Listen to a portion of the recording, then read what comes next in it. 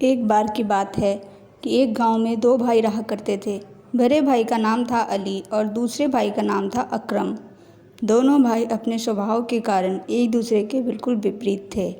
बड़ा भाई अली हलवे पराठे की ठेली लगाता था। इसी तरह दूसरा छोटा भाई अकरम एक नंबर का आलसी था और कोई काम धंधा नहीं करता था।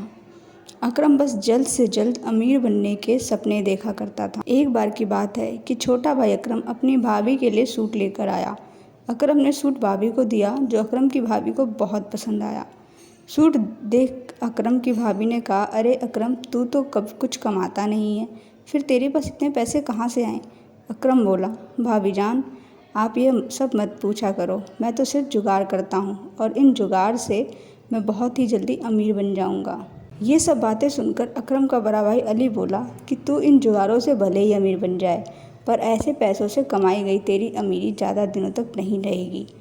इतने में अकरम बोला कि भाईजान, आप तो रहने दो, आप ईमानदारी से काम करते हो, लेकिन ईमानदारी से सिर्फ ज़रूरतें पूरी हो सकती हैं, अमीर बनने का सपना नहीं।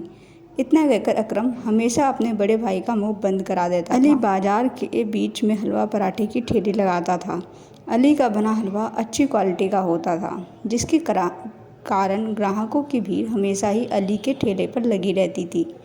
लोगों को अली का बनाया हलवा इतना पसंद आता था कि लोग हलवा पैक कराकर अपने घर भी ले जाया करते थे।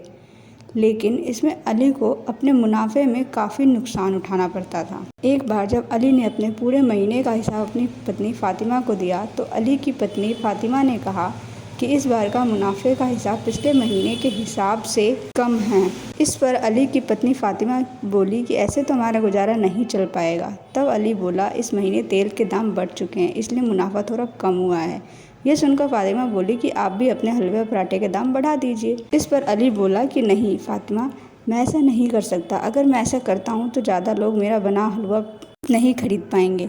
इसके बाद फ़ातिमा ने कहा कि जैसा आप ठीक समझे। अली और फ़ातिमा की ये बातें अली का छोटा भाई अकरम सुन रहा था। एक दिन की बात है कि फ़ातिमा को एक फ़ोन आता है। फ़ोन पर बात करते ही वह रोने लगती है। जब अली फ़ातिमा को देखता है कि फ़ातिमा रो रही है, तो वो पूछता है, क्या हुआ फ़ातिमा, क्यों रो रही हो?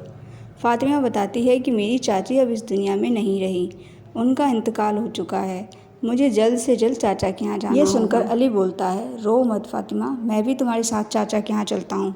इसके बाद अली अपने भाई अकरम से कहता है कि जब तक मैं नहीं आता तब तक तुम हलवे पराठे की ठेली लगाना और देखना कि मेरे ग्राहकों को कोई तकलीफ़ नहीं होनी चाहिए।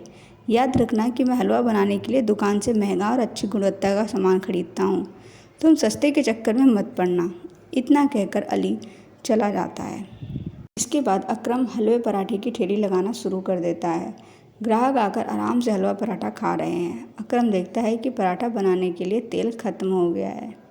अकरम सोचता है अली सुबह जाकर से सारा सामान खरीद लेगा। अगली सुबह जब अकरम सामान लेने दुकान जाता है, तो यह ये सोचकर सस्ता तेल ले लेता है कि यह कौन सा उसके घर में उपयोग होने वाला है।